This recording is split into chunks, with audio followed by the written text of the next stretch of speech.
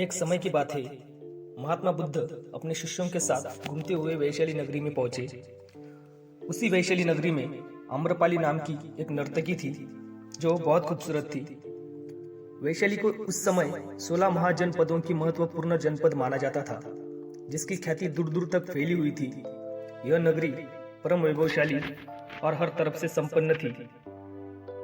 महात्मा बुद्ध के आने की बात पूरे नगर में फैलते देर न लगी।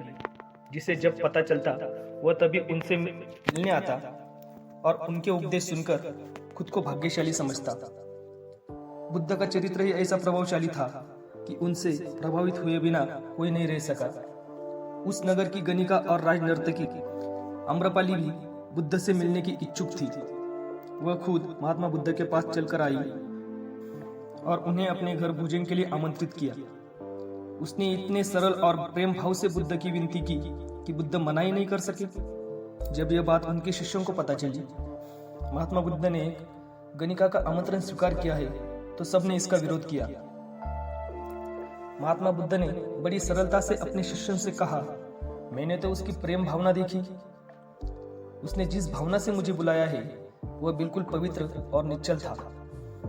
वह आज मुझसे मिलने एक गणिका बनकर नहीं बल्कि एक भक्ति भाव से आई थी। फिर भला मैं कैसे उसका आमंत्रण स्वीकार न करता, वह चाहे एक वेश्या हो या फिर कोई सन्यासी। यथा समय बुद्ध आम्रपाली के घर भोजन के लिए गए।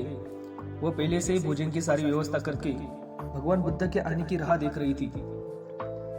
मन में यह विचार भी आ रहा था कि कहीं बुद्ध अपनी बात से मुकर न जाए। इतने बड़े सन्यासी भला क्यों एक वेश्या के बुलाने पर उसके घर भोजन करने के लिए आएंगे। परंतु जैसे ही आम्रपाली ने बुद्ध को अपने घर आते देखा, उसकी प्रसन्नता का ठिकाना न रहा। वह दौड़कर दरवाजे पर गई और उनका स्वागत किया। खुद अपने हाथों से भोजन परोसा और उनकी आवभगत की। महात्मा बुद्ध के शिष्यों ने जो उनके साथ आए थे, जब एक वेश्या को जिसके कदमों में खुद सम्राट बिंबसार से लेकर अजातशत्रु थे, पूरी वैशाली जिसके एक झलक पाने के लिए तरसती थी, उसे एक सन्यासी के लिए ऐसा व्यवहार करते देख बुद्ध के शिष्यों के मन में अपने गुरु के लिए सम्मान और ज्यादा बढ़ गया। आम्रपाली ने महात्मा बुद्ध के व्यक्तित्व के बारे में जैसा सुना था, उनसे मिलने के बाद वह उनसे और ज्यादा प्रभावित हुई और उसी समय वह बुद्ध की शरण में चली गई। अपनी सारी संपत्ति वह बौद्ध मठ के नाम करके आजीवन भिक्षुनी बन गई।